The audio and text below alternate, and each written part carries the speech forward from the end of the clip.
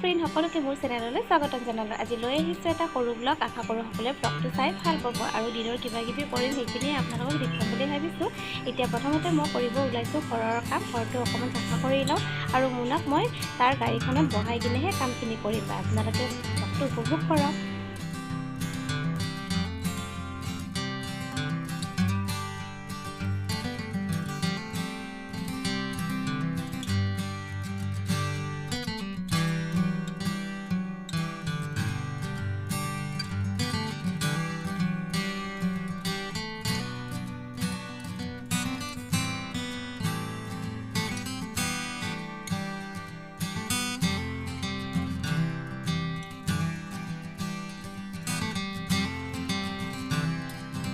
গাড়ীখন বেছি দেৰি নাথাকে, সেইটো কাৰণে মই ভাগিনজনীক মাতি তাক ল'বলৈ দিলোঁ আৰু কামৰ মাজতে আমাৰ মুৰ্গীটোৱে আহি বিৰাট আমনি কৰিছে। তাইক অকণমান চাউল দিলোঁ আৰু বাকীখিনি কাম কৰি আছে, চাই থাকিব আপোনালোকে।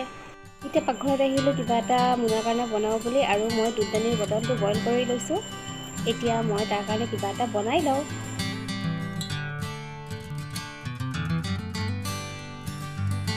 তাই বাৰ লগত খেলি আছে আৰু সেইখিনি সময়তে মই মুখখন অকণমান ফেচপেক লগাই ক্লিন কৰি লওঁ।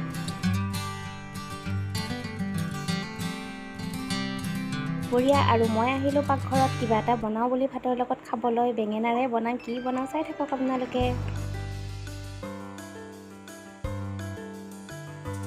যিখন বনোৱাৰ মাজতে অকণমান বনালোঁ চাহ আৰু এতিয়া আমি চাহ খাম। মোনা খেলি আছে।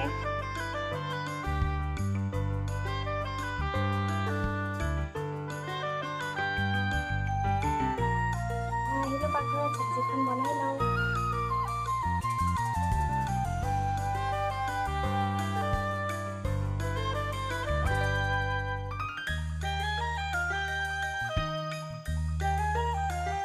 চব্জিখন বনোৱা হৈ গ'ল আৰু মই দিছোঁ টেষ্ট কৰিবলৈ ভাগিনজনীক কেনেকুৱা হৈছে বাৰু।